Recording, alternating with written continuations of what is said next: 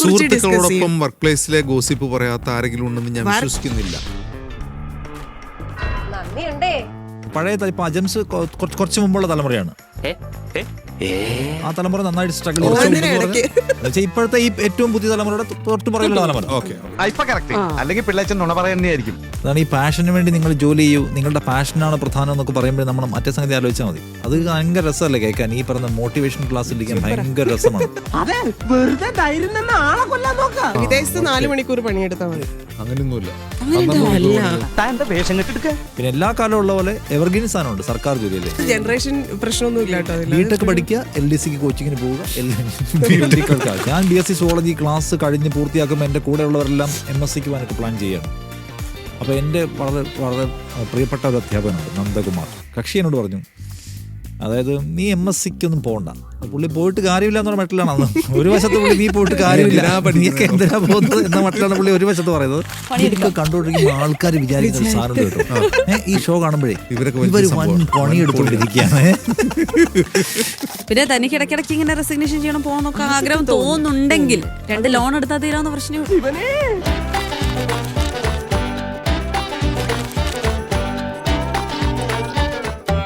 ജോലിക്കാരും നോക്കുകയാണെങ്കിൽ പാഷനാണോ സാലറിക്കാണോ പ്രാധാന്യം കൊടുക്കുക? അത് പല സമയത്തും പല രീതിയിലാണ്. ഞാൻ എന്തെല്ലാം ജോലി ചെയ്തിട്ടുണ്ട്. നമ്മളൊരു പല കാര്യങ്ങളിലും പല ജോലികളും ചെയ്യും. പിന്നെ നമ്മൾ നമ്മുടെ പാഷനിലേക്ക് എത്തുകയാണ് ചെയ്യുക. ബേസിക്കലി സർവൈവലാണ് പ്രശ്നം. പൈസ ഉണ്ടാക്കുക, കാശ്. ജോലിയുടെ തുടക്കത്തിൽ നമ്മൾ പാഷൻ നോക്കും, പക്ഷേ ജോലിയുടെ തുടക്കത്തിലും പാഷൻ നോക്കാൻ പറ്റില്ല. നിങ്ങളുടെ പാഷനായിട്ട് ജോലി നിങ്ങൾക്ക് ആദ്യം ചെയ്യാൻ പറ്റില്ല. ആ പാഷനായിട്ട് ജോലിയിലേക്ക് എത്താൻ വേണ്ടിയിട്ടാണല്ലോ എല്ലാവർക്കും ഒന്നുമില്ല. നിഷ ചെയ്തിട്ടുണ്ടോ അങ്ങനെ? പഠിച്ച ജോലിയൊന്നും ചെയ്തിട്ടില്ല. ഞാനൊക്കെ ഒരു കാര്യം ലക്ഷ്യം വെച്ചിട്ട് അങ്ങനെ തന്നെയാണ് പഠിച്ചത്. അപ്പൊ എനിക്കൊക്കെ ജോലിയുടെ തുടക്കത്തിൽ പാഷൻ തന്നെയാണ്. ഞാൻ ഇവിടെ ഒരു അറിവ് തരട്ടെ. ലോകത്തിൽ വെറും 12% ആളുകളെ പഠിച്ച് ജോലി ചെയ്യുന്നുള്ളൂ. അതിലൊന്ന് ഞാൻ അത് വെയിറ്റ് ചെയ്തുകൊണ്ടിരിക്കുകയാണ്. എപ്പോഴാണ് വേറെ 3 ഐറ്റം കൂടി ഉണ്ട് കരുതിയിരിക്കുക. പിന്നെ ഈ ജോലി ശമ്പളം നോക്കാതെ ജോലി ചെയ്യണം എന്നൊക്കെ പറയുന്നത് പറ്റും ആർക്ക്? പ്രണവ് മോഹൻലാലിന് പറ്റും, സന്തോഷ് ജോർജ് പറ്റും. ഈ പാഷൻ ഉള്ള ജോലി മാത്രമേ ചെയ്യാൻ പറ്റൂ. അങ്ങനെ നോക്കിയാൽ ആർക്കും അങ്ങനെ ജോലി ചെയ്ത് ജീവിക്കാനൊന്നും പറ്റില്ല. ഈ 12% വളരെ പ്രിവിലേജ്ഡ് ആയിട്ടും ലക്കി ആയിട്ടുള്ള ആൾക്കാർ. പക്ഷെ എനിക്കൊന്നൊരു കാര്യമുണ്ട്, പഴയ ഇപ്പൊ അജംസ് കുറച്ച് മുമ്പുള്ള തലമുറയാണ്. ആ തലമുറ നന്നായിട്ട് സ്ട്രഗിൾ ചെയ്തു. ഇപ്പോഴത്തെ ഈ ഏറ്റവും പുതിയ തലമുറയുടെ തൊട്ടുപുറയിലുള്ള തലമുറ, തൊട്ടുപുറയിലുള്ള കുറച്ച്. അപ്പൊ ഈ പുതിയ തലമുറയിലെ ആൾക്കാർക്ക് എനിക്ക് തോന്നുന്നു കുറച്ചുകൂടെ അവർക്ക് ഇഷ്ടപ്പെട്ട സംഗതികൾ ചെയ്യാനുള്ള സ്പേസ് അവൈലബിൾ ആണ്, സാധ്യതകൾ അവൈലബിൾ ആണ്. പണ്ടത്തെ പോലെ അങ്ങനെയല്ല. പണ്ടത്രയും തൊഴിലില്ല. ഒരു കാലത്ത് ഓർമ്മയില്ലേ, മലയാള സിനിമയിലെ പ്രധാനപ്പെട്ട എല്ലാ കഥാപരിചയവും തൊഴിലില്ലാത്ത ചെറുപ്പക്കാരെ കുറിച്ചാണ്. ഇന്ന് അങ്ങനെ ഒരു രൂക്ഷമായ തൊഴിലവസ്ഥ അഭിമുഖീകരിക്കുന്നില്ല. ഇപ്പം നമ്മുടെ ഓഫീസിൽ പോലും ഒരു ബാച്ച്, പുതിയൊരു ട്രെയിനി ബാച്ച് വന്നാൽ ആ ട്രെയിനി ബാച്ച് എല്ലാവരും 1 വർഷം തികയ്ക്കത്തില്ല. 5-6 ആൾ 10 പേരുണ്ടെങ്കിൽ അതിൽ 5-6 പേര് 1 വർഷം പൂർത്തിയാകുന്നതിന് പോകും. കാരണം അവരുടെ പാഷനും അവരുടെ സ്വപ്നമായിട്ട് ഇതിനെ മീറ്റ് ചെയ്യുന്നില്ല. അങ്ങനെ ഇറങ്ങിപ്പോകാൻ പറ്റുന്നത് എന്തുകൊണ്ടാണ്? ഇറങ്ങിപ്പോകാൻ പറ്റുന്ന പുതിയ സാധ്യത കേരളത്തിലും ഇന്ത്യയിലും വിദേശത്തും എല്ലാം അവർക്ക് സാധ്യതയുണ്ട്. പണ്ടത്തെ പ്രശ്നം നിങ്ങൾക്ക് അത്രയും സാധ്യതയില്ല. നിങ്ങളുടെ സീനിയേഴ്സ് നിങ്ങളോട് ചൂടായാലും ചീത്ത വിളിച്ചാലും നിങ്ങൾ എഴുതിക്കൊണ്ടിരുന്ന കോപ്പി എടുത്ത് മുഖത്തെറിഞ്ഞാൽ ഇതൊക്കെ ഇപ്പോഴും ഉണ്ട് കേട്ടോ. ഇങ്ങനത്തെ കാര്യങ്ങളിൽ ഇപ്പോഴും ആളുകൾ ഇറങ്ങി പോകുന്നുണ്ട്. പെട്ടെന്ന് റിസൈൻ, അതായത് നേരത്തെ നമ്മളൊക്കെ ചെയ്തുകൊണ്ടിരുന്നതെന്ന് പറഞ്ഞാൽ കുറച്ച് സമയം എടുക്കും. ഒരു സ്ഥലത്തു നിന്ന് ഇറങ്ങി പോരാൻ നമുക്ക് ഭയങ്കര പല വിധത്തിൽ സാമ്പത്തികമായിരിക്കും, ഇല്ലെങ്കിൽ ഈ പറഞ്ഞ പാഷനായിരിക്കും, പലതും ഇങ്ങനെ കെട്ടിവെക്കും. പക്ഷെ ഇപ്പം ആൾക്കാർക്ക് ചിന്തിക്കേണ്ട, ജോയിൻ ചെയ്ത 1 മാസത്തിൽ ഓക്കെ വൈബ് സെറ്റായില്ല പോയേക്കാം, ഉടനടി തീരുമാനം എടുക്കുകയാണ്. ഞാൻ അങ്ങനെ തന്നെ പറയാം. ഈ ആളുകളെടുത്ത് ഒച്ച വയ്ക്കുക, വെള്ളം വയ്ക്കുക, ചൂടാവുക, അത് മാറേണ്ട കാലം കഴിഞ്ഞു. ഒരു ഉടമയുടെ കീഴിൽ ജോലി ചെയ്യുമ്പോഴാണല്ലോ അയാളുടെ ഒരു തൊഴിലുടമ നിലയ്ക്കുള്ള പവർ നമ്മൾ സഹിക്കേണ്ടി വരിക. ആൾക്കാർ ഇറങ്ങിപ്പോകുന്നത് എങ്ങോട്ടാണ്? ഓൺട്രപ്രണർഷിപ്പിലേക്കാണ്. സ്വന്തം സംരംഭങ്ങൾ എന്ന് പറയുന്നത് ഭയങ്കര സാധ്യതയായി മാറി. അതായത് ഇന്ന് സാരി ഇൻസ്റ്റാഗ്രാമിൽ വിൽക്കുക, മാലയും കമ്മലും ഇൻസ്റ്റാഗ്രാമിൽ വിൽക്കുക, അതൊക്കെ ചെയ്യുന്ന എത്ര സുഹൃത്തുക്കൾ നമുക്കുണ്ട്. അപ്പോൾ എവിടെയെങ്കിലും പോയി തൊഴിൽ ചെയ്യാന്നുള്ള മാത്രമല്ല, സ്വന്തമായിട്ട് സംരംഭം ഉണ്ടാക്കിയിട്ട് ആൾക്ക് തൊഴിൽ കൊടുക്കുന്നതിലേക്ക് മാറി. ഇപ്പം ഞാൻ കഴിഞ്ഞ തവണ സൗദി അറേബ്യയിൽ നമ്മൾ ഫ്യൂച്ചർ സമ്മിറ്റ് സംഘടിപ്പിച്ചു. അവിടെ ചെറുപ്പക്കാർ വന്നുകൊണ്ടിരിക്കുകയാണ്. അവിടെ സൗദി ഓപ്പൺ ആയപ്പോൾ അവിടെ എന്തുമാത്രം എന്താ ചെയ്യാൻ പറ്റുക? പുതിയ സംരംഭം തുടങ്ങുക, ആളുകൾക്ക് തൊഴിൽ കൊടുക്കുന്ന തൊഴിലുടമകളായിട്ട് മാറിക്കൊണ്ടിരിക്കുകയാണ്. സോ അതുകൊണ്ട് തൊഴിൽ എന്ന് പറയുന്നതിന്റെ അല്ലെങ്കിൽ പൈസ ഉണ്ടാക്കാനുള്ള മാർഗം എന്താണ്? അതൊരു പണിക്ക് പോയിട്ടാണോ അതോ കച്ചവടം നടത്തിയിട്ടാണോ? അതിന്റെ തന്നെ സിനാരിയോ മാറി. പ്രൊഫഷണൽസ് അതിലേക്ക് ഇറങ്ങുന്നു എന്നുള്ളതാണ്. അതിൽ MBBS ഒക്കെ പഠിച്ച ആളുകളൊക്കെ വളരെ പെട്ടെന്ന് എനിക്കിതായിരുന്നില്ല വേണ്ടതെന്ന് തിരിച്ചറിഞ്ഞിട്ട് പോകാനൊക്കെയുള്ള ധൈര്യം കാണിക്കും. ഞാൻ വിചാരിച്ചു ഇത്രയും കാലം അവർ ഇൻവെസ്റ്റ് ചെയ്തിട്ടെ കൂളായിട്ട് ഇതെല്ലാം തിരിച്ചറിയുന്ന നിമിഷത്തിലേക്ക് അങ്ങോട്ട് സ്വിച്ച് ചെയ്യാൻ പറ്റുന്നില്ല. പാളിപ്പോയ മനുഷ്യരുണ്ട്. എനിക്ക് വളരെ അടുത്തറിയാവുന്ന ആൾക്കാർ സ്വന്തം പാഷൻ, ആഗ്രഹം എന്നൊക്കെ പറഞ്ഞ് ഒരു സ്ഥിര വരുമാനമുള്ള ജോലിയിൽ നിന്ന് ഇറങ്ങിപ്പോയിട്ട് എവിടെയും വിജയിക്കാതെ നമുക്ക് തന്നെ അറിയാവുന്ന എനിക്കറിയാവുന്ന സുഹൃത്തുക്കളുണ്ടല്ലോ. പക്ഷെ അതിന് കിട്ടിയ ഒരു പ്രോത്സാഹനം ഭീകരമല്ലേ? എനിക്ക് തോന്നുന്നു കോവിഡിന് ശേഷമാണ് ഈ ഇറങ്ങിപ്പോകാൻ കുറച്ചുകൂടി ആൾക്കാർക്ക് വർക്ക് ഫ്രം ഹോം അതിൽ പ്രധാനപ്പെട്ട സാധനമാണ്. കാരണം എങ്ങനെയും ജോലി ചെയ്യാം എന്നുള്ളത് മനസ്സിലാക്കിയതുകൊണ്ട്. ലക്കൊരു ഘടകമാണ് അതിനകത്ത്. നമ്മൾ എന്തുമാത്രം സ്റ്റഡിയിലാണ് ഇറങ്ങാൻ പോകുന്ന സ്ഥലത്തേക്ക് എന്നുള്ള പ്രധാനപ്പെട്ട കാര്യമാണ്. നമ്മളെ ആൾക്കാർ ഭയങ്കരമായിട്ട് മോട്ടിവേറ്റ് ചെയ്യും. ഇപ്പോൾ മോട്ടിവേഷൻ അപ്പോഴാണ് നമ്മൾ ആദ്യം അതിന് മനസ്സിലാക്കേണ്ട ഒരു കാര്യമുണ്ട്. മോട്ടിവേഷൻ തന്നെ ഒരു സംരംഭമാണ്. അവരാണ് നമ്മളെ ഇതിനെ ഇറങ്ങിക്കോളാൻ പറയുന്നത്. അത് പറയലാണ് അവരുടെ സംരംഭം. ഏത് സ്ഥാപനത്തിലും കേട്ടിട്ടില്ലേ, നീ ഇപ്പൊ ഇറങ്ങിക്കോളൂ, ഇതാ നിനക്ക് രക്ഷപ്പെടാനുള്ള അവസരം, ഇപ്പൊ ഇറങ്ങിയാൽ നീ രക്ഷപ്പെടും. ഭയങ്കര പ്രോത്സാഹനം പറയുന്ന കുറെ ആൾക്കാരുണ്ടല്ലേ. എൻ്റെ 2 സുഹൃത്തുക്കളുണ്ട്. അവരുടെ പാഷൻ ജേർണലിസ്റ്റ് ആയിരുന്നു. അപ്പോൾ നമ്മളോട് സംസാരിക്കുമ്പോൾ നിങ്ങളുടെ ജോലി എന്ത് രസമാണ്, ഭയങ്കര രസമാണ്, എനിക്ക് അങ്ങനെ ആവണമായിരുന്നു. ഞാൻ ചോദിക്കും, നിങ്ങൾക്ക് ഇപ്പം എത്ര ജോലി? ഇതാണ്. എത്ര ശമ്പളം? ഇതാണ്. ഓക്കെ എന്നുണ്ടെങ്കിൽ ഞാൻ ചിരിക്കും. കാരണം ഈ പാഷൻ എന്ന് നോക്കി കഴിഞ്ഞാൽ മറ്റു പല കാര്യങ്ങളും നടക്കില്ല. EMI അടയ്ക്കണം, ലോൺ അടയ്ക്കണം, പിന്നെ ക്യാഷ് വേണം. ജേർണലിസത്തിന്റെ കാര്യത്തിൽ പോലും പാഷനും മീറ്റ് ആവാത്ത സന്ദർഭമുണ്ട്. അതും സാമ്പത്തികമായിട്ട് മാത്രമല്ല, ജേർണലിസ്റ്റിന്റെ കാര്യം. ജേർണലിസം പുറത്തു നോക്കുമ്പോൾ ആൾക്കാർ എന്താണ്, ജേർണലിസ്റ്റ് ആവുന്നു, പിറ്റേ ദിവസം തന്നെ മൈക്ക് എടുത്ത് മുഖ്യമന്ത്രിയോട് അനീതിക്കെതിരെ ചോദ്യം ചോദിക്കുന്നു എന്ന മട്ടിലൊക്കെയാണ് ആൾക്കാരെ കാണുന്നത്. ആവുന്നു, അനീതിക്കെതിരെ പോരാട്ടം നടത്തുന്നു, ചെല്ലുമ്പോൾ തന്നെ ഭയങ്കരമായിട്ടുള്ള ഒരു ഹീറ്റഡ് ഡിബേറ്റ് നടത്തുന്നു. ഇവിടെ വരുമ്പോൾ എന്താണ്, മോർണിംഗ് 5 മണിക്ക്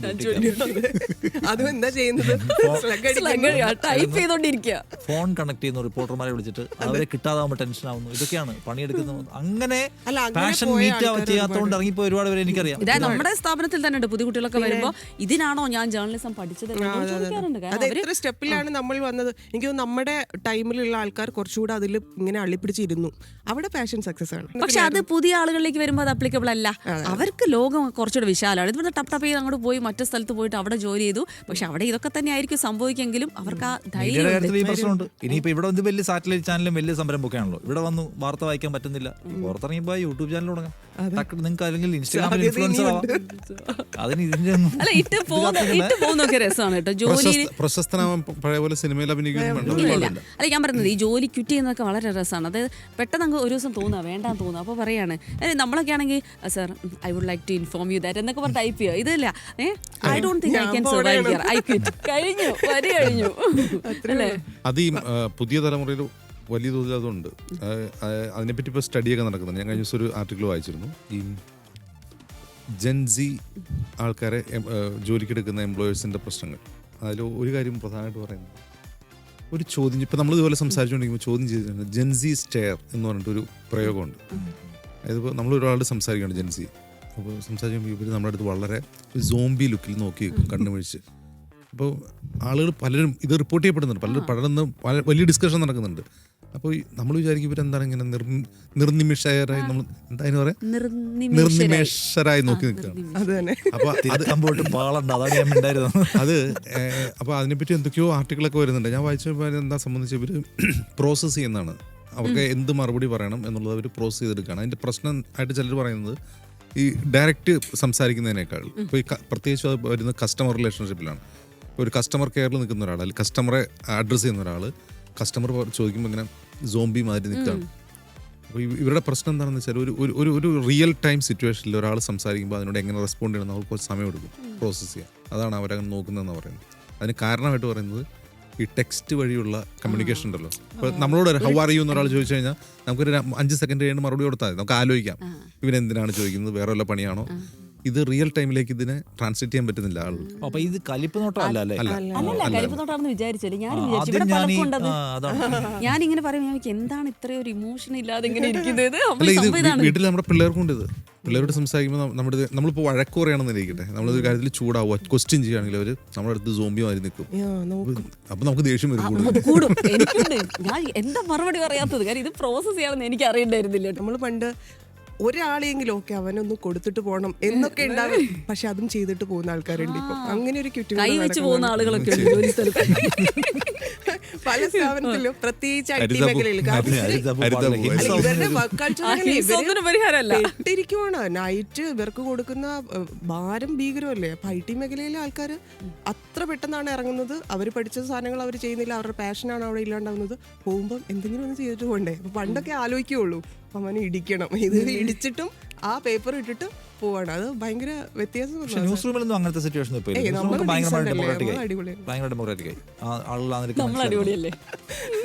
അടുത്ത സ്ഥാപനത്തിൽ ചിലപ്പോൾ നമ്മൾ ചെന്നിട്ട് അടുത്ത വരുന്നുണ്ടാവും പുറകെ. കാണേണ്ടവരല്ല. ആൾക്ക് ഓപ്ഷൻസിൽ പ്രധാനപ്പെട്ടതാണ്. അല്ല, ഒരു തരത്തിൽ നിഷ അതിനകത്തൊക്കെ ഇങ്ങനെയൊക്കെ സംഭവിക്കും. എനിക്ക് ചിലപ്പോൾ വിഷമം തോന്നാറുണ്ട്. കാരണം നമ്മളൊരു വർക്ക് സ്പേസിൽ വന്നിട്ട് ആളുകളായിട്ടൊക്കെ മിങ്കിൾ ചെയ്ത് വരും, പെട്ടെന്ന് അങ്ങ് ഡിസപ്പിയർ ആവുകയാണ് ആളുകൾ.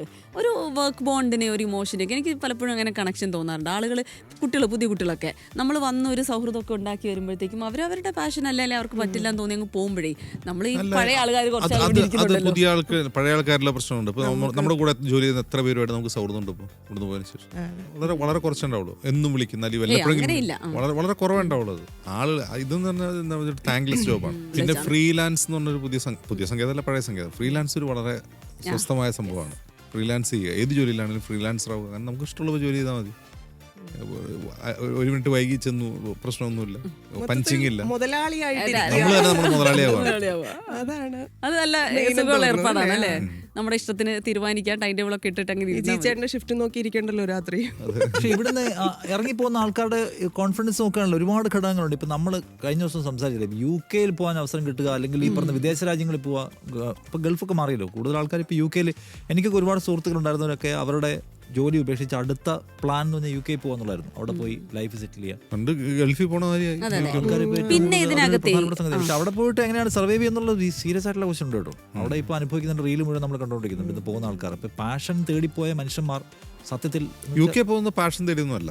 അല്ല, എന്നാലും പിന്നെ ലൈഫ് ചേഞ്ച് ആണ്, നമ്മുടെ ലൈഫ് സ്റ്റൈൽ മാറുന്നു, കൾച്ചർ മാറുന്നു. അതിലൊരു അത്ഭുതം തോന്നുന്നത് ഇവിടെ വളരെ മെച്ചപ്പെട്ട ഒരു കമ്പനിയിൽ എല്ലാ ജോലിയെ മോശമായിട്ട് പറയില്ല, പക്ഷെ അങ്ങനെ നിന്ന ഒരാളായിരിക്കും അവിടെ പോയിട്ട് ഇപ്പോൾ സൂപ്പർ മാർക്കറ്റിലോ ഇല്ലെങ്കിൽ വേറെ എന്തെങ്കിലും ആ രീതിയിലുള്ള കുറച്ചുകൂടെ, പക്ഷെ സാലറി വ്യത്യാസം ഉണ്ടാവും, എന്നാൽ പോലും അത് തയ്യാറാവുകയാണ്. എന്ന് വെച്ചാൽ ഇവിടുന്ന് ഓടിയാൽ മതി എന്നുള്ളൊരു സാധനത്തിലേക്ക്. എനിക്ക് തോന്നുന്നു അത് കുറച്ചൊരു പൈസ ഉണ്ടാക്കാനുള്ള മോഹമുണ്ട്. ബെറ്റർ ലൈഫ്, മികച്ച സാമൂഹിക ചുറ്റുപാടിനകത്ത് ജീവിക്കുക, നല്ല പൈസയോടെ എന്ന മോഹമായിട്ടാണ് ഒരാൾ UK പോകുന്നത്, യൂറോപ്പിൽ പോകുന്നത്, അല്ലെങ്കിൽ ഇപ്പം അമേരിക്കയിൽ പോകുന്നത് ഒക്കെ അങ്ങനെയാണ്.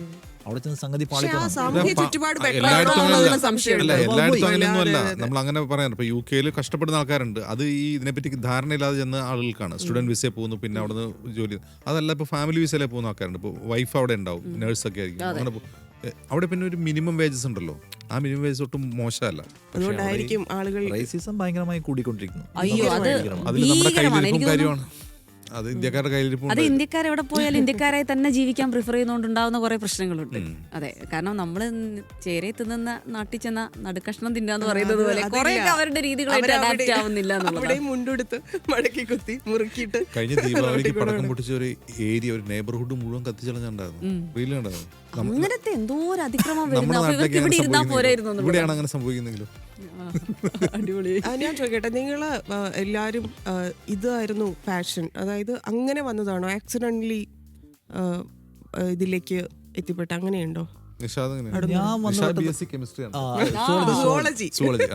ഞാൻ സത്യത്തിൽ ആക്സിഡന്റിൽ വന്ന കേട്ടോ. ഞാൻ BSc സുവോളജി ക്ലാസ് കഴിഞ്ഞ് പൂർത്തിയാക്കുമ്പോൾ എൻ്റെ കൂടെയുള്ളവരെല്ലാം MSc പോകാനൊക്കെ പ്ലാൻ ചെയ്യണം.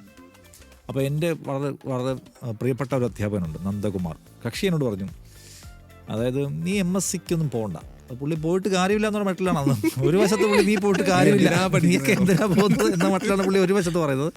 മറ്റേ വശത്ത് കക്ഷി പറഞ്ഞു, നീ ജേർണലിസം പോലെ എന്തെങ്കിലും സംഗതി എടുക്കുന്നതായിരിക്കും നന്നാവുക, അതായിരിക്കും നിനക്ക് കുറച്ചുകൂടെ ചെയ്യാൻ പറ്റും. കുറച്ചൊക്കെ ചെറിയ രാഷ്ട്രീയ പരിപാടിയൊക്കെ ഉണ്ടല്ലോ, അദ്ദേഹം തെറ്റിദ്ധരിച്ചു അന്ന് ഞാൻ അവിടുത്തെ ഞങ്ങളുടെ ഡിപ്പാർട്ട്മെന്റ് മാഗസിൻ ഉണ്ട്, ആ മാഗസിന്റെ എഡിറ്ററൊക്കെ ആയിരുന്നു. ഈ ശ്രദ്ധിച്ചു നോക്കേണ്ടത് ടെലിവിഷൻ ജേർണലിസ്റ്റുകൾ വരുന്നവരെല്ലാവരും കോളേജ് രാഷ്ട്രീയത്തിലൂടെ ഏതെങ്കിലും രാഷ്ട്രീയം. അപ്പൊ അങ്ങനെ കക്ഷി പറഞ്ഞു. അപ്പൊ ഞാനത് വീട്ടിൽ അവതരിപ്പിച്ചു. അപ്പൊ അങ്ങനെ എന്നാ ജേർണലിസം എല്ലാവർക്കും ഒരു പ്രോത്സാഹനം കിട്ടിക്കാണും. അങ്ങനെ ഞങ്ങൾ കോട്ടയം പ്രസ് ക്ലബിന്റെ ഒരു കോഴ്സിൽ പോയി ജോയിൻ ചെയ്യുന്നു. അവിടുന്ന് പഠിക്കുന്നു. അവിടുന്ന് പഠിച്ചിറങ്ങുമ്പോൾ തന്നെ നമ്മൾ ജയ്ഹിന്ദ് സ്റ്റാർട്ട് ചെയ്യുന്നു. ജയ്ഹിന്ദ് അപ്പം പുതിയ ട്രെയിനീസിനെ വിളിച്ചിരിക്കുകയാണ്. പരീക്ഷ എഴുതുന്നു, ജയ്ഹിന്ദ് കിട്ടുന്നു.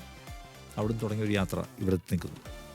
ശരിക്കും പറഞ്ഞാൽ ഒരു തരത്തിൽ അത് അവിചാരിതമായി സംഭവിച്ചാണ് കരിയർ എന്ന് പറയുന്നത്. ഇതാവണമെന്ന് ആഗ്രഹിച്ച് തുടക്കം മുതൽ തന്നെ പത്രം വായിച്ച് ഇറങ്ങാൻ തോന്നിയിട്ടുണ്ട്. ഐ മീൻ, നമുക്ക് പാഷനായിട്ട് അങ്ങനെ വന്നതല്ലാത്തത് കൊണ്ട് ഓക്കെ എന്നാ വേറെ എന്തെങ്കിലും നോക്കാം. അങ്ങനെ ഞാൻ എന്നെ കുറിച്ച് കാണുന്നത്, ഞാൻ ആ നിലയ്ക്ക് കുറച്ചൊക്കെ പ്രിവിലേജ്ഡ് ആയിട്ട് മനുഷ്യനാണ്. എനിക്ക് അങ്ങനെ ഭയങ്കരമായ നിരാശ ഉണ്ടായ സന്ദർഭമൊക്കെ ഉണ്ടാവില്ല. നമുക്ക് ഒരു ദിവസം ഭയങ്കരമായിട്ട് മടുക്കും, അല്ലെ ചില സമയത്ത് ചില സീനിയേഴ്സിന്റെ പെരുമാറ്റം നമ്മളെ മടുപ്പിക്കും.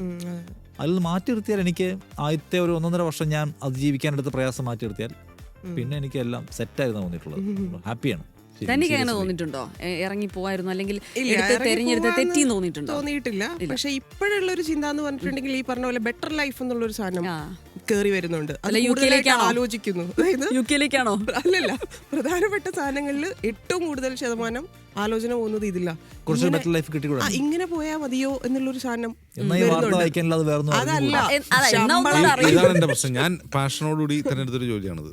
ഞാൻ ഇതിനു വേണ്ടി ഭയങ്കരമായിട്ട് സ്ട്രഗിൾ ചെയ്തിട്ടുണ്ട്, ഇതൊക്കെ ചെയ്തിട്ടുണ്ട്. പക്ഷെ എനിക്ക് വേറെ പണി അറിയില്ല. വേറെ പണി അറിയില്ല. നമ്മൾ ഭയങ്കര മടുത്തിപ്പോ ഇരിക്കുമ്പോഴൊക്കെ ഓക്കെ എന്തെങ്കിലും പണി കിട്ടുമോ നോക്കാം എന്നൊക്കെ ആലോചിക്കാം. അത് അങ്ങനെ വരും. ഈ പറഞ്ഞ പോലെ ഭയങ്കര നമുക്ക് അപ്പ് ആൻഡ് ഡൗൺസ് ഉണ്ടാവുമല്ലോ, ആ സമയത്തൊക്കെ വരും. പക്ഷെ വിടണം, ഇത് നിർത്തണം, അങ്ങനെ ഞാൻ തോന്നിയിട്ടില്ല. ഒരിക്കലും വേറൊരു പണി ആലോചിക്കുന്നില്ല.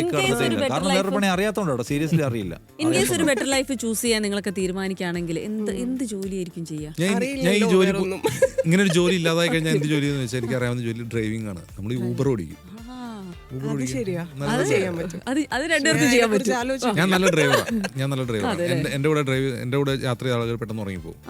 അത്ര നല്ല ഡ്രൈവർ. എനിക്ക് അതിലും ആത്മവിശ്വാസമില്ല. നിഷാദ് എന്തായിരിക്കും ചെയ്യാം? ആളെ മയക്കി കിടത്താനുള്ള ശേഷിയെ കുറിച്ചാണ് മയക്കി ഓടിക്കാൻ.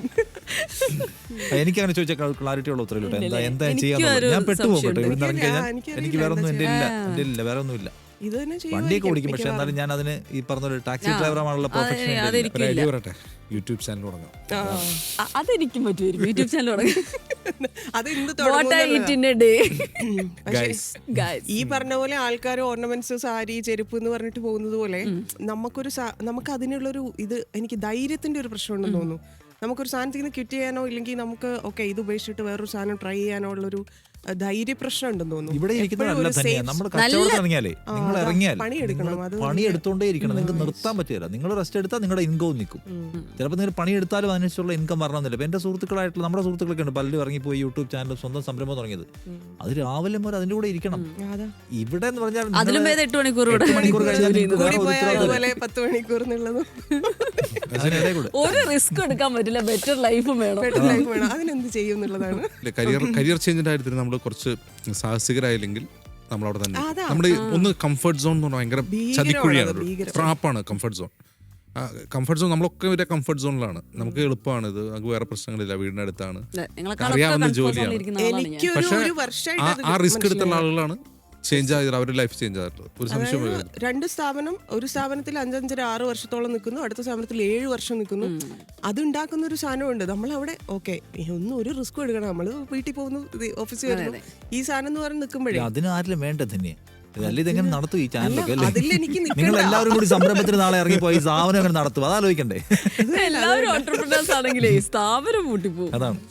അല്ല, നേരത്തെ നമ്മൾ വേറൊരു കാര്യം പറഞ്ഞല്ലോ, ഈ ആളുകൾ ഇങ്ങനെ ഫ്രീ ആയിട്ട് ഇറങ്ങി പോകാനൊക്കെ ഉള്ള പുതിയ ആളുകളുടെ ഒരു മെന്റാലിറ്റിയെ പറ്റി പറഞ്ഞല്ലോ. അതിനെനിക്കത് ബേസിക് കാരണം എന്താണെന്ന് വെച്ചാൽ എല്ലാ വീടുകളിലും എനിക്കത് കുറച്ചുകൂടെ സാമ്പത്തികമായിട്ട് കേരളത്തിലൊരു സാഹചര്യം മെച്ചപ്പെട്ടതാണല്ലോ. അപ്പോൾ അന്നേക്കുള്ള ഭക്ഷണം പോലും ആലോചിക്കേണ്ട, വീട്ടിൽ ചെന്ന ഒരു നേരത്തെ ഭക്ഷണം കിട്ടും, കിടക്കാനും സ്ഥലമുണ്ട്, പിന്നെ നമ്മുടെ അല്ലറ ചില്ലറ ആവശ്യങ്ങൾക്കുള്ളതല്ലേ. അത് വൈകിട്ട് അങ്ങോട്ട്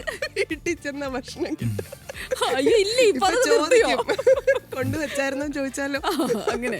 എന്നാലും എനിക്ക് തോന്നുന്നു ഒട്ടുമിക്ക പാരന്റ്സും 2 ദിവസമൊക്കെ കിട്ടും.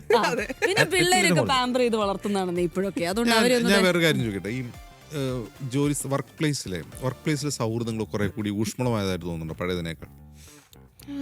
ആ സ്ഥലത്ത് അതോ അതിൽ മോശമായിട്ടാണ് തോന്നുന്നത്? എനിക്കത് ഡിപ്പെൻസ്. അതാണ്. അങ്ങനെ കൃത്യമായിട്ട് അങ്ങനെ ഒരു ട്രെൻഡ് ഒന്നും വന്നും തോന്നുന്നില്ല. കുറച്ചുകൂടി ഊഷ്മളമായൊന്നും തോന്നുന്നില്ല. അല്ല, മറ്റു മേഖലകളിൽ എങ്ങനെയാന്ന് അറിയില്ല. കാരണം കുറെ ആൾക്കാർ ടൂർ പോകുന്നുണ്ട്, എപ്പോഴും ഒരു ഗാദറിംഗ് പരിപാടികൾ എപ്പോഴും വെക്കുന്നുണ്ട്. അപ്പൊ നമ്മൾ ഫോട്ടോസ് വീഡിയോസ് ഒക്കെ കാണുമ്പോൾ തോന്നും ഓക്കെ നമ്മൾ മാത്രമേ ഇങ്ങനെയുള്ളൂ. നമ്മുടെ ഷെഡ്യൂളിന്റെ ഭാഗമായിട്ട് ഫോട്ടോ വീഡിയോസ് നമ്പാതെ സംഗതിയാണ്, അതിൽ നമ്പാതെ റീൽസ്, ഫോട്ടോ ഒക്കെ സംബന്ധിച്ച് കുറച്ചുകൂടെ അവർക്ക് ഒരു ടൈം കിട്ടുമായിരിക്കും. ഒരു ഈവനിങ് ഒക്കെ നമുക്ക് ചായ കുടിക്കാറാണ്, നമ്മൾക്ക് അതില്ലല്ലോ. ആ ലൈഫ് ആക്ച്വലി നമുക്കില്ല അല്ലേ?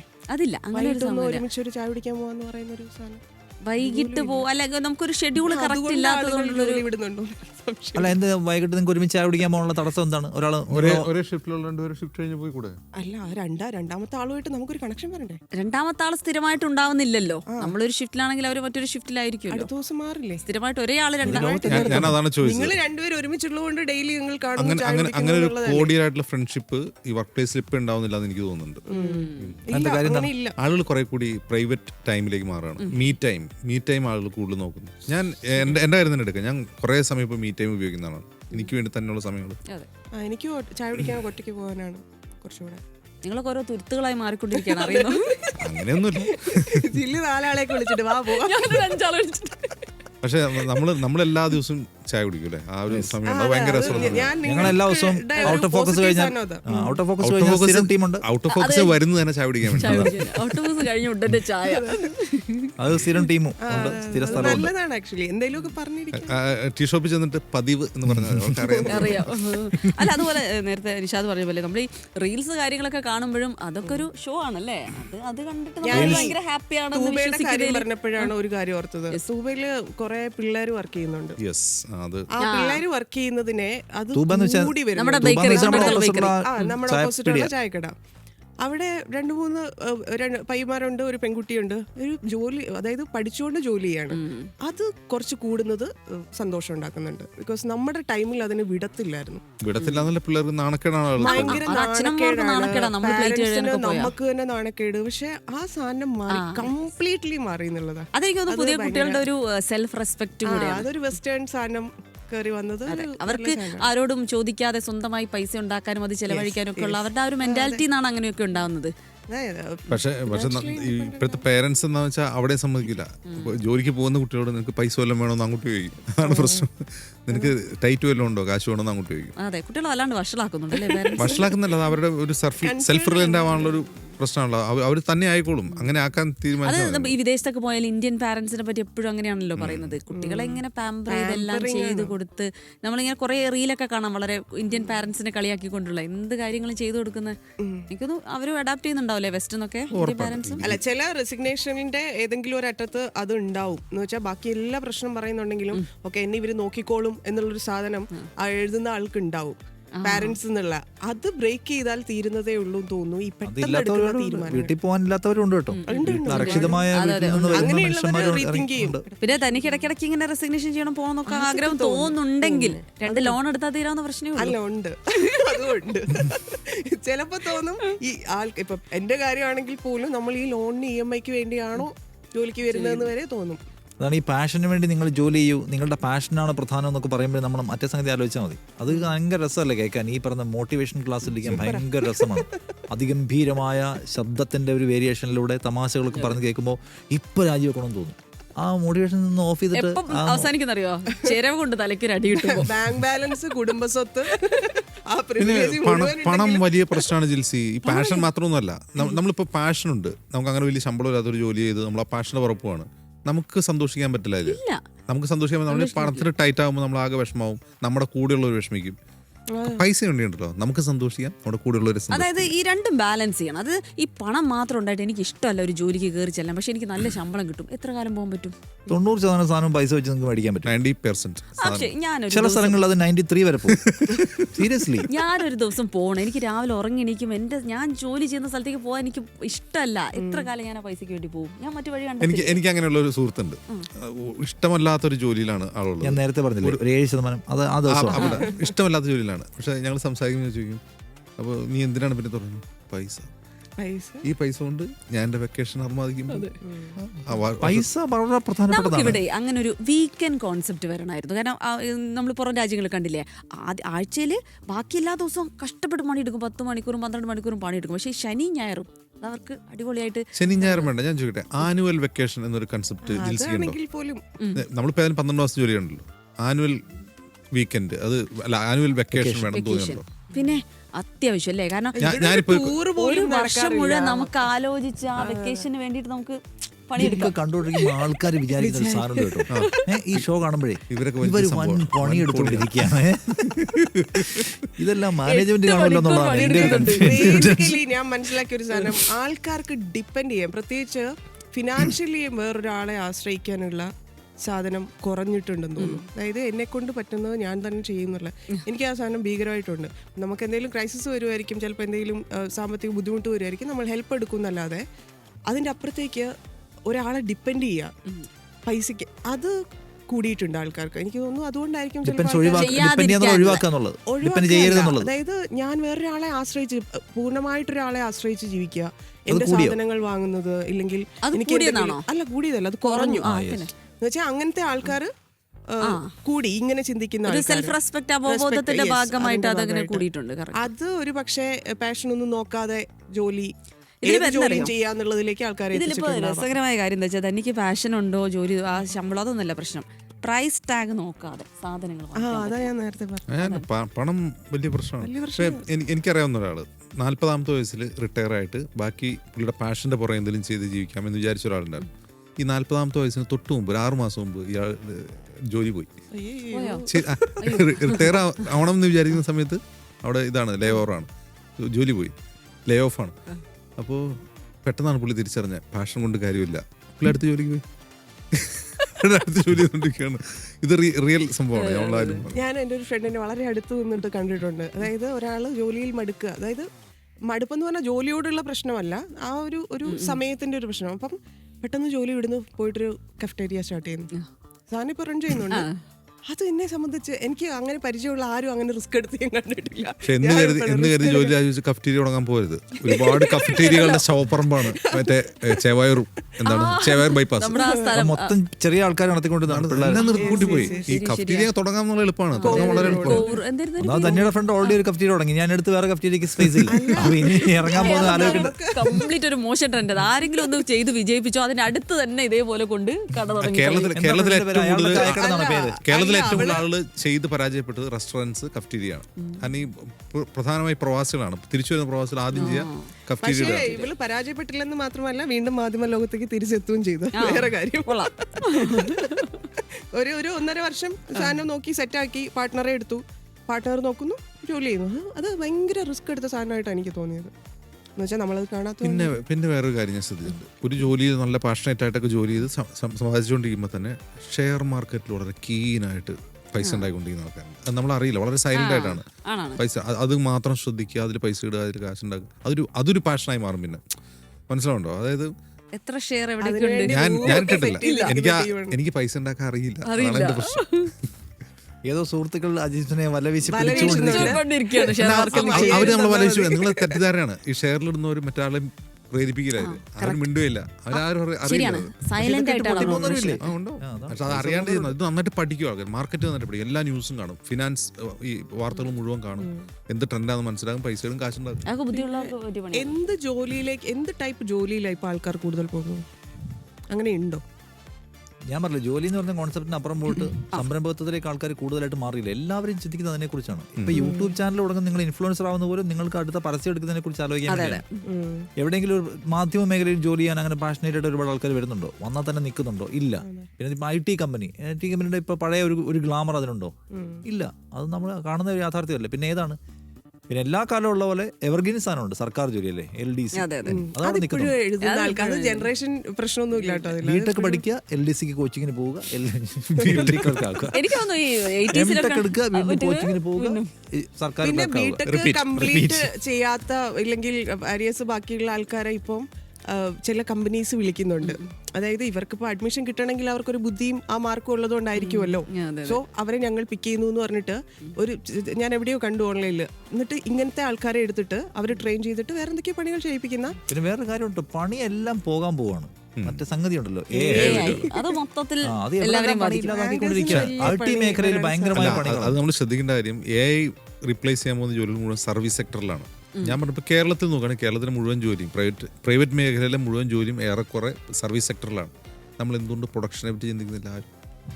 നമ്മൾ ഉപയോഗിക്കുന്ന കേരളം ഒരു കൺസ്യൂമർ സ്റ്റേറ്റ് ആണ്. നമുക്ക് ഉണ്ടാക്കുന്ന ഒരു സാധനം ഈ സംരംഭകത്വം എന്ന് പറയുമ്പോൾ എന്തെങ്കിലും ഉണ്ടാക്കണ്ടേ? അല്ല, പ്രൊഡക്ഷനിൽ പോലും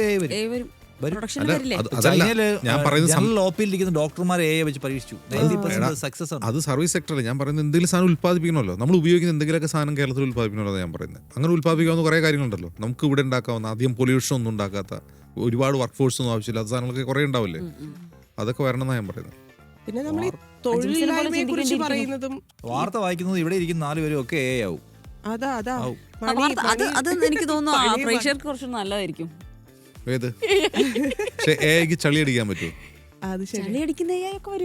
ആദ്യമൊക്കെ കുറച്ച് പെർഫെക്ഷൻ ഇഷ്യൂ ഉണ്ടാവും, പിന്നെ അതും ചളി അടിക്കാൻ തുടങ്ങും. ഈ പ്രശ്നം ഉള്ളതുകൊണ്ട് തന്നെ ഞാൻ പറഞ്ഞത്, പ്രത്യേകിച്ച് ഏതെങ്കിലും ഒരു തൊഴിൽ മേഖലയിൽ പോയി തൊഴിലാളിയായെന്ന് ശമ്പളം മേടിച്ച് പോകാന്നുള്ളത് നടക്കുന്ന കാര്യമായിരിക്കില്ല. ഇനിയിപ്പോൾ അങ്ങോട്ട് ആലോചിക്കാൻ വരുന്നത്, AI വരുമ്പോൾ അടുത്ത് എന്ത് ചെയ്യാൻ പറ്റും? AIക്ക് ചായ കൊടുക്കാൻ പറ്റുന്ന എന്തെങ്കിലും കഫറ്റീരിയ തുടങ്ങാൻ പറ്റുമോ? അത് ശരിയാണ്. അത്തരം സാധ്യതകൾ ആലോചിക്കാതെ ചെയ്യണമെന്ന് എനിക്ക് തോന്നുന്നു. അതാണ് AI-ക്ക് വേണ്ടിയുള്ള സർവീസുകൾ തുടങ്ങുക. അത് എനിക്ക് തോന്നുന്നു നല്ലൊരു ആയിരിക്കും. അത് ആലോചിച്ച് തീരുമാനിക്കാവുന്നതാണ്. ഞാൻ ഈ ജോലി നിർത്തി എന്റർപ്രണർ ആവുകയാണെങ്കിൽ ഞാൻ ചെയ്യാവുന്ന കേരളത്തിൽ ഈ ഡ്രസ്സിന്റെ ട്രെൻഡ് ഭയങ്കരമായിട്ട് ഡ്രസ്സ് ഉണ്ടാക്കണമല്ലോ. ഡ്രസ്സ് എന്ത് ചെയ്യണം? നമ്മൾ ഇവിടെ ഉണ്ടാക്കണം, ഇവിടെ ഡിസൈൻ ചെയ്യണം, ഇവിടെ തന്നെ ഉൽപ്പാദിപ്പിക്കണം, തുണിയെ കൊണ്ടുപോകണം. അത് രസമായിരിക്കുമല്ലേ? ഞാൻ അതിന്റെ മാനേജർ. അപ്പോഴും അവിടെ പഠിക്കും. ഞാൻ പറഞ്ഞ ഈ മെന്റാലിറ്റി മാറില്ല. എല്ലാ കാലത്തും ഇങ്ങനെയുള്ള ആളുകളുണ്ടാവും. അതിന്ന് പഠിച്ചിട്ട് വേണം. അതായത് മൊത്തം പ്രൊഡക്ഷൻ ഇവിടെ നടത്തുക എന്നുള്ളത് അല്ലേ? കൊണ്ടുവന്നിട്ട് തുണി ഡിസൈൻ പണിയാൻ ആളെ കിട്ടും. നമ്മളെന്തും ബംഗാളി നാളെ ഇറക്കും, ഇവിടെ ഉണ്ടാക്കും. അത് വേറൊരു വിഷയമാണ്. അവരില്ലായിരുന്നെങ്കിൽ എന്ന് ചിന്തിക്കേണ്ട അവസ്ഥയിലേക്ക് വന്നിട്ടുണ്ട്. ഇപ്പോൾ പണിയെടുക്കാന്ന് പറഞ്ഞാൽ നമ്മൾ ഈ പറഞ്ഞ സ്ഥാപനങ്ങളിൽ മാത്രമേ ആൾക്കാരുള്ളൂ. സാധാരണ നമുക്ക് സാധാരണ പണിയെടുക്കാൻ ആളുകൾ വളരെ അവരിങ്ങോട്ട് വരുന്നു, നമ്മൾ വേറെ അങ്ങോട്ട് മൈഗ്രേറ്റ് ചെയ്യുന്നു. നമ്മളിവിടെ കൂടി നിൽക്കുന്നില്ല. പല സ്റ്റേറ്റിൽ നിന്നും പണ്ടൊക്കെ ഇവിടെ തമിഴ്നാട്ടിൽ നിന്നായിരുന്നു കൂടുതൽ ആൾക്കാരെന്ന് തോന്നുന്നു. പക്ഷെ ഇപ്പൊ കുറേ സ്റ്റേറ്റിൽ നിന്ന് മൊത്തം ആൾക്കാരെ അക്കോമഡേറ്റ് ചെയ്യുന്നു നമ്മളിലുള്ളതാണ്. നമ്മൾ അതിഥികൾ എന്നൊക്കെ പറഞ്ഞിട്ട് നമ്മൾ മാത്രമല്ല എല്ലാ സൗത്ത് ഇന്ത്യൻ സംസ്ഥാനങ്ങളിലേക്കും അവർ വരുന്നുണ്ട്. തമിഴ്നാട്ടിലൊക്കെ തന്നെ ബീഹാറിൽ നിന്നൊക്കെ ഒരുപാട് പേരുണ്ട്. നമ്മളും പോവാണ്. നമ്മള് അവർക്ക് ആ പൈസ കൊടുക്കാൻ നമ്മൾ പുറത്തു പോയിട്ട് പൈസ ഉണ്ടാക്കിയിട്ട് അത് അവർക്ക് ഇവിടെ കൊടുക്കുന്നു. അത് നല്ലൊരു സങ്കല്പം. ഈ മൈഗ്രേഷൻ ഇടയ്ക്ക് സംഭവിക്കുന്ന ഒരു കാര്യം, ചില സ്കിൽഡ് ജോബ്സ് ഒക്കെ മലയാളികൾ വേണ്ടാന്ന് വെക്കുകയാണ്. ഇപ്പൊ തന്നെ പ്ലംബർ, ഇലക്ട്രീഷ്യൻ, അങ്ങനെ കുറെ അധികം സ്കില്ല് ആവശ്യമുള്ള കുറെ ജോലികളുണ്ടല്ലോ. ഈ ജോലികളൊക്കെ പിന്നെ പുറത്തുനിന്ന് ആളുകൾ ചെയ്യും. അതിന്റെ പ്രശ്നം വെച്ചാൽ അല്ലല്ലോ, കുറെ അധികം ജോലികൾ മലയാളികൾ വിട്ടുപോയിക്കൊണ്ടിരിക്കുകയാണ്. കാരണം നമ്മളെ കുട്ടികളൊന്നും പ്ലംബർ ആവണം നമ്മൾ ആഗ്രഹിക്കുന്നില്ലല്ലോ. അതുകൊണ്ട് അല്ല, ആഗ്രഹിച്ചാൽ ഞാൻ പറഞ്ഞ വെച്ചാൽ അതിനൊക്കെ നല്ല പൈസയുണ്ട്. പക്ഷെ അങ്ങനെ അല്ലല്ലോ പോകുന്നത്. അതൊരു അല്ല, അത് തിരിഞ്ഞു വരും കേട്ടോ.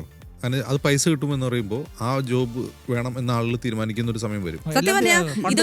ഒരു ഘട്ടത്തിൽ ചായക്കട തുടങ്ങാന്നൊക്കെ പറഞ്ഞ് നാണക്കേടുള്ള അല്ലെങ്കിൽ ഇപ്പൊ ബാർബർ ഷോപ്പ് തുടങ്ങുന്നത് മോശം കാര്യമായിട്ട് കണ്ട ഒരു കാലം ഉണ്ടായിരുന്നു. ഇപ്പൊ അങ്ങനെയല്ലോ. ഇപ്പൊ സലൂൺ എന്നൊക്കെ പറഞ്ഞാൽ ഭയങ്കര സംഗതിയായിട്ട് മാറി. ജോലി സമയം കഴിഞ്ഞും വർക്ക് പ്ലേസിൽ തുടരുന്നതിനോട് എന്താ അഭിപ്രായം? വളരെ മോശം അഭിപ്രായം. അത് മര്യാദയ്ക്ക് കൃത്യമായി 8 മണിക്കൂർ നന്നായിട്ട് ജോലി ചെയ്ത് പോകുന്ന ഒരാൾക്ക് കൂടെ അതൊരു അപകടകരമായ സാഹചര്യമാണ്, പ്രവണതയാണ്. കാര്യം എന്താ വെച്ചാൽ ആ ആള് നേരത്തെ 8 മണിക്കൂർ കറക്റ്റ് ജോലി ചെയ്യുന്ന പോകുന്ന ആൾ 8 മണിക്കൂർ കൃത്യമായിട്ട് ജോലി ചെയ്തിട്ടായിരിക്കും പോവുക. ഈ 8 മണിക്കൂറിൽ ജോലി തീരാത്ത ആള് അല്ലെങ്കിൽ അവിടെ സംസാരിച്ചുകൊണ്ടിരുന്ന ആളായിരിക്കും പിന്നെ ഇരുന്ന് ജോലി ചെയ്യുക. പക്ഷെ കാണുന്ന മേലധികാരി എന്താ വിചാരിക്കുക, ഇവൻ എന്തൊരു ആത്മാർത്ഥത. സംഗതി അവൻ അവിടെ ഇരുന്ന ആ സമയത്ത് കഥ പറഞ്ഞായിരിക്കും. വലിയ അപകടം. വിദേശത്ത് 4 മണിക്കൂർ പണിയെടുത്താൽ മതി. അങ്ങനെയൊന്നുമില്ല. അങ്ങനെയല്ലല്ലോ ഇപ്പൊ പറയേണ്ടത്. അല്ല, അങ്ങനെയൊന്നും ഇല്ല. 4 മണിക്കൂറൊക്കെ പണിയെടുത്ത് ഇറങ്ങി പോകാൻ പറ്റുമോ? 4 മണിക്കൂർ, അതായത് ആഴ്ചയിൽ ഇത്ര ഹവേഴ്സ് ആണ്. അപ്പൊ ഒരു ദിവസം 4 മണിക്കൂർ എടുക്കാം. ആ മണിക്കൂർ നമ്മൾ എത്തിയാൽ മതി. അതായത് ഇപ്പൊ ഒരാഴ്ച ഞാൻ ഒരു 40 മണിക്കൂറാ പണിയെടുക്കേണ്ടതെങ്കിൽ ഒരു ദിവസം എത്ര പണിയെടുക്കേണ്ടി വരും? അത് നമുക്കത് ഒന്ന് മാറ്റി പിടിക്കണം. അല്ലെ 8 മണിക്കൂർ ജോലി, 8 മണിക്കൂർ വിശ്രമം, 8 മണിക്കൂർ എന്റർടൈൻമെന്റ് സ്പ്ലിറ്റ് ചെയ്യണം. അല്ലേ? മണിക്കൂറിന് ശമ്പളം. അടുത്തിരിക്കുന്ന HOD കുത്തി പറയുന്നത് പോലെ എനിക്കൊരു തോന്നലുണ്ടാക്കുന്നുണ്ട്. തോന്നിയല്ലേ? ആ മുഖം നമ്മുടെ ശിരസ്സനായി ഇരിക്കുന്നു. ആ മുഖം നമ്മുടെ ശിരസ്സനായി ഇരിക്കുന്നു. വിദേശത്ത് അങ്ങനെ ഒരുപാട് തരത്തിലുള്ള ആനുകൂല്യങ്ങൾ ഉണ്ടാവും. അതേസമയം വിദേശത്തിന് അതിൻ്റെതായിട്ടുള്ള നമ്മുടെ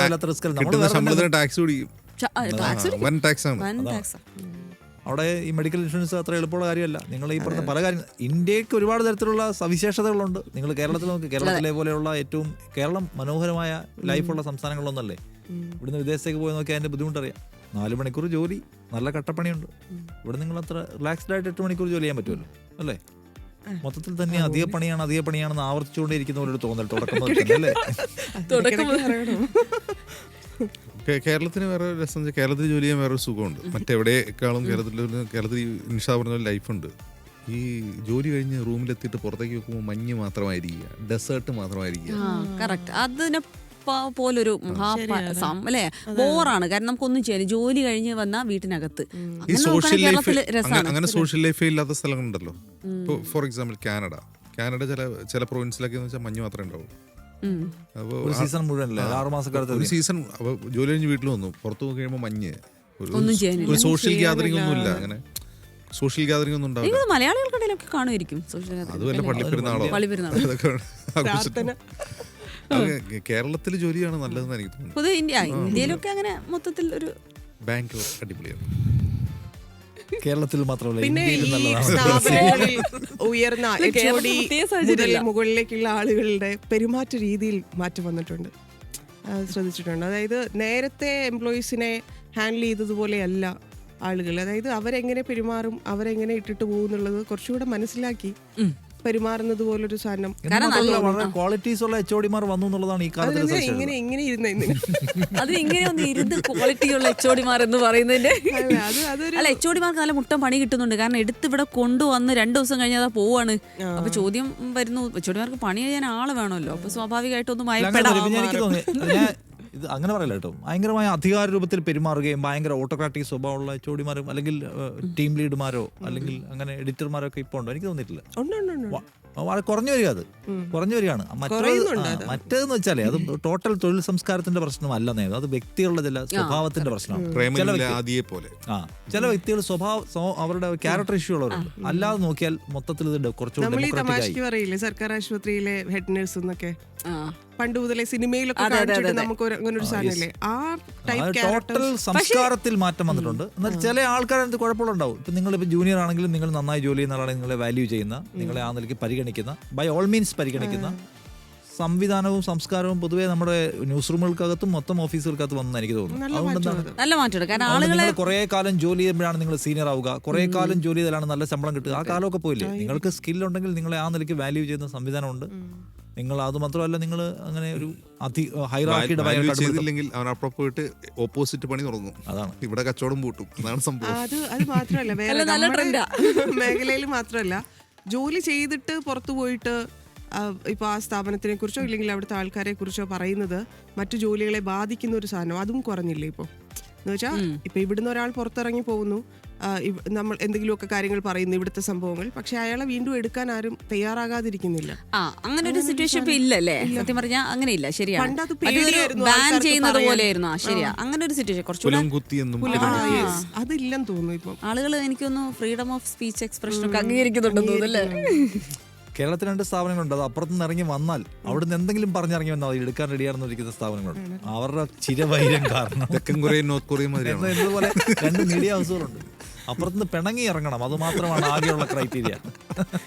ജോലിയിലെ ശുദ്ധവാദം എന്ന് വെച്ചാൽ ഞങ്ങൾ ചെയ്യുന്നതാണ് ഭയങ്കര ഗംഭീരമായ ജോലി, ഞങ്ങൾ വലിയ സാമൂഹ്യ ധർമ്മം നിർവഹിക്കുകയാണ്, അല്ലെങ്കിൽ ഞങ്ങൾക്ക് അത്രയും വിദ്യാഭ്യാസം ഉണ്ട്, ഞങ്ങൾ പഠിച്ചിട്ട് ചെയ്യുന്നവരാണ് കുറെ ആൾക്കാർ പറയാം. ജേർണലിസ്റ്റുകൾക്കിടെ തന്നെ ഉണ്ട്. ഫോർത്ത് പില്ലറാന്ന് പറഞ്ഞ വക്കീലന്മാരുണ്ട്, വക്കീലന്മാരുണ്ട്, ഡോക്ടർമാർക്ക് ഉണ്ടാവില്ലേ? ഡോക്ടർമാർക്കും എല്ലാവരും ഇല്ല, ടീച്ചേഴ്സിനുണ്ടാവില്ലേ? ജേർണലിസ്റ്റുകൾക്കാണ് ഭയങ്കര പ്രിവിലേജ് ബോധം. വഴിയിൽ ഒരു ട്രാഫിക് ഒഫൻസ് കാണിച്ച് പോലീസ് വണ്ടി നിർത്തിയാൽ പോലും ഞാൻ ജേർണലിസ്റ്റ് ആണെന്ന് ആദ്യം പറയാൻ കാര്യം ഉണ്ടാവില്ല. പക്ഷേ അത് വേറെ കാര്യം, അത് ആദ്യം പറയാൻ ശ്രമിക്കും. പക്ഷെ അത്രയും പോലീസുകാർക്കില്ല. പക്ഷെ അത് പ്രിവിലേജ്. അല്ലാതെ തന്നെ ഞങ്ങൾ ചെയ്യുന്ന ജോലി എന്തോ ഒരു സാമൂഹിക പ്രവർത്തനമാണ്, വിപ്ലവ പ്രവർത്തനമാണെന്ന് കരുതുന്ന ആൾക്കാരുണ്ട്. അത് ഈ ജേർണലിസ്റ്റുകളും അഭിഭാഷകരും ഒരുപോലെയാണ്. ഞാൻ പറഞ്ഞത് പോലീസ് വണ്ടി തടയുമ്പോഴേ സാമൂഹിക തടയാമോ എന്ന മട്ടിലാണ് നമ്മൾ അതിനെ സമീപിക്കുന്നത്.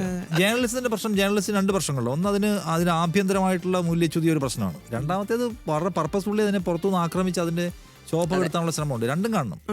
ആഭ്യന്തരമായിട്ട് നമ്മളിപ്പം ഹിറ്റിന് വേണ്ടി ചെയ്യുന്നു, ട്രാക്ഷന് വേണ്ടി ചെയ്യുന്നു, അല്ലെങ്കിൽ സർക്കാരിനെ സൂചിപ്പിക്കാൻ ചെയ്യുന്നു, എന്തെങ്കിലും ഡിവിസീവ് പോളിസിക്ക് വേണ്ടി ചെയ്യുന്നു, അങ്ങനെ ചെയ്യുന്നവരുണ്ട്. പുറത്ത് സർക്കാരും അല്ലെങ്കിൽ ഈ പറയുന്ന ഭരണകൂടം, പാർട്ടികൾ, മതങ്ങൾ, പലതരത്തിലുള്ള ലോബികൾ, മാഫിയകൾ, അവരെല്ലാം അതിനെ ഇല്ലാതാക്കാൻ ശ്രമിച്ചുകൊണ്ടിരിക്കുകയല്ലേ. 2 എലമെന്റും ഉണ്ട് ഇതിന്റെ. എന്തുകൊണ്ടാണ് ഇതിന്റെ സംഗതി ഇടിയെന്ന് ചോദിച്ചാൽ അത് അകത്തുനിന്നുള്ള മാത്രം റീസൺസ് ഒന്നും അല്ല. അപ്പോൾ അത് നമ്മൾ കാണേണ്ട ഒരു കാര്യമെന്ന് എനിക്ക് തോന്നുന്നു. വക്കീലമാർക്കും അത് കൂടുതലാണ്. വക്കീലമാരത് മാധ്യമങ്ങളോട് തന്നെയും കാണിക്കും. ഇപ്പുറത്ത് ഇത് വിചാരിച്ച് അവന്മാരോട് അവിടെ വേറെ ഒരു മേഖലകൾ തമ്മിൽ അത്രയും ഫൈറ്റ് വന്നിട്ടില്ല. വക്കീലന്മാരും ജേർണലിസ്റ്റുകളും തമ്മിലുള്ള ജോലിയോടുള്ള ഇമോഷൻ ഉണ്ടല്ലോ, ഡിറ്റാച്ച്ഡ് ആണ് പലപ്പോഴും ജോലി. ആ ജോലിയുടെ സമയം കഴിഞ്ഞു, പിന്നെ നമ്മൾ അത് അങ്ങ് അഴിച്ചു വെക്കുന്ന. ജോലിയും കൊണ്ടാണ് വീട്ടിൽ പോവാ. വീട്ടിലിരുന്ന് ആളുകളുടെ ആശ്വാസം തന്നെ ഈ ജോലി കഴിഞ്ഞാൽ അവിടെ ഇട്ടിച്ച് ഞാനായിട്ട് പോകുന്നു, തിരിച്ചു വരുമ്പോൾ എടുത്തു വെക്കുക, അത്രേ ഉള്ളൂ. അല്ല, അത് എനിക്കൊന്നും ഒരു മനുഷ്യനായിട്ട് ഇരിക്കാൻ നല്ലതാണത്. അയാളെ ജോലി സ്ഥലത്ത് ജോലി വീട്ടിൽ കൊണ്ടുപോകാതിരിക്കുക മോശം കൾച്ചറാണ് അത്.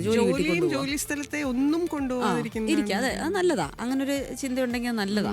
സൗഹൃദങ്ങൾക്കിടയിലൊക്കെ ജോലിക്കാരെയൊക്കെ ഡിസ്കസ് ചെയ്യുമെന്ന് ചോദിച്ചിട്ടുണ്ടെങ്കിൽ ചില സംഭവങ്ങൾ ജോലി സ്ഥലത്തെ കാര്യങ്ങളോ ആളുകളെ കുറിച്ചോ അല്ല, ചില വാർത്തകൾ ഡിസ്കസ് ഞാനത് ചെയ്യും. വിശ്വസിക്കുന്നില്ല. ഞാനും അത് ഒട്ടും നമ്മൾ എടുത്ത രീതിയെ കുറിച്ച് ഡിസ്കസ് ചെയ്യും. സുഹൃത്തുക്കളോടൊപ്പം വർക്ക് പ്ലേസിലെ ഗോസിപ്പ് പറയാത്ത ആരെങ്കിലും ഉണ്ടെന്ന് ഞാൻ വിശ്വസിക്കുന്നില്ല. ഇല്ല ഇല്ല ഇല്ല അത് പക്ഷെ അപ്പുറത്തുള്ള സുഹൃത്തിന് ഒരു കോമൺ ഇൻട്രസ്റ്റ് അല്ലെങ്കിൽ പിന്നെ എന്റെ സുഹൃത്തുക്കൾ, എനിക്ക് ഒന്നാമത് ഈ മേഖലയിൽ സുഹൃത്തുക്കൾ കുറവായതുകൊണ്ടായിരിക്കും ടോപ്പിക്കുകൾ വേറെയാ. എന്ന് വെച്ചാൽ നമ്മൾ സംസാരിക്കുന്ന സാധനങ്ങൾ വേറെയാ. അപ്പൊ എനിക്ക് ഇവിടെ ആരെ കുറിച്ച് പറഞ്ഞാൽ ഇവരെ ഒന്നും അവർക്ക് അറിയില്ല. അപ്പൊ എനിക്ക് എന്താ പറയാൻ പറ്റും? അത് അങ്ങനെ ഒരു രണ്ടുപേർക്ക് പരിമിതി താല്പര്യമില്ലെങ്കിൽ ഉണ്ട് അതിന്. നശിച്ചു. ആ, പറഞ്ഞിട്ട് നമ്മൾ കാര്യമില്ല. കേൾക്കുന്ന ആൾക്കും കൂടെ ഒരു താല്പര്യം വേണ്ടേ? ശരി, വിശ്വസിച്ചു. അതില്ല, വിശ്വസിക്കും. അപ്പൊ അങ്ങനെ ഒരു പ്രശ്നം ഞാൻ നേരിടുന്നുണ്ട്. ഇപ്പൊ നിങ്ങൾ രണ്ടുപേരും കൂടി സത്യത്തിൽ ഇരുന്നിട്ട് തന്നെ ഇപ്പോൾ അഭിമുഖീകരിക്കുന്ന പ്രധാനപ്പെട്ട പ്രശ്നം ഇവിടുത്തെ പ്രശ്നം അതാണ്. ഗോസിപ്പുകൾ പറയാൻ ആളെ കിട്ടുന്നില്ല. സംഗതി മൊത്തം കയ്യിലിരിക്കുകയാണ്. അല്ല ഞാൻ ചോദിക്കട്ടെ, നിങ്ങൾ രണ്ടുപേരും ഔട്ട് ഓഫ് ഫോക്കസ് കഴിഞ്ഞ് ചായ കുടിക്കാൻ പോകുന്നു പറഞ്ഞില്ലേ, ആ സമയത്ത് ഈ ഓഫീസ് ഗോസിപ്പുകളൊക്കെ പറയോ? പുറത്തു പറയാൻ പറ്റാത്ത അതീവ രഹസ്യ സ്വഭാവമുള്ള സംഗതികൾ അതല്ലേ, അതിനെക്കുറിച്ചാണ് ഈ കുട്ടി ചോദിക്കുന്നത്. നോ നോ നോ നോ ഒരിക്കലും പറയാറില്ല. പുറകിലും ഫ്രണ്ടിലും ഇരിക്കുന്നവർക്കറിയാം അതിന്റെ ബുദ്ധിമുട്ട്. ഒന്ന് പതുക്കെ പറയുന്നത്. ഔട്ട് ഫോക്കസ് കഴിഞ്ഞ് നമ്മൾ മിക്കപ്പോഴും പറയുന്നത് ഔട്ട് ഫോക്കസിനെ കുറിച്ച് തന്നെയും പറയും. പിന്നെ നമ്മുടെ കൂടെ വർക്ക് ചെയ്യുന്ന ആളല്ലേ, നമ്മൾ വർക്ക് പ്ലേസിൽ വെച്ച് കാണുന്ന അവരായിരിക്കില്ല. നമ്മൾ പേഴ്സണലായിട്ട് ഇപ്പോൾ ഒരു ചായ കുടിക്കാൻ പോകുമ്പോഴോ അല്ലെങ്കിൽ പുറത്ത് ഒരു റെസ്റ്റോറൻറ്റ് പോയി ഒരുമിച്ച് ഭക്ഷണം കഴിക്കുമ്പോഴോ കുറച്ച് ടൈം സ്പെൻഡ് ചെയ്യുമ്പോൾ കാണുന്ന ആൾ. എനിക്ക് അങ്ങനെ പല അനുഭവം ഉണ്ടായിരുന്നു. നമ്മൾ വർക്ക് പ്ലേസിൽ വെച്ച് നമുക്ക് അവരെ പറ്റിയുള്ളൊരു പെർസെപ്ഷൻ വേറെ ആയിരിക്കും. പക്ഷെ കുറച്ച് സമയമുണ്ടല്ലോ അവരോട് സ്പെൻഡ് ചെയ്യുമ്പോൾ നമുക്ക് അവരെ പറ്റിയുള്ള മാറും. കാഴ്ചപ്പാട് മാറും. അത് ഈ വർക്ക് പ്ലേസിന്റെ ഒരു പ്രശ്നമാണ് അത്.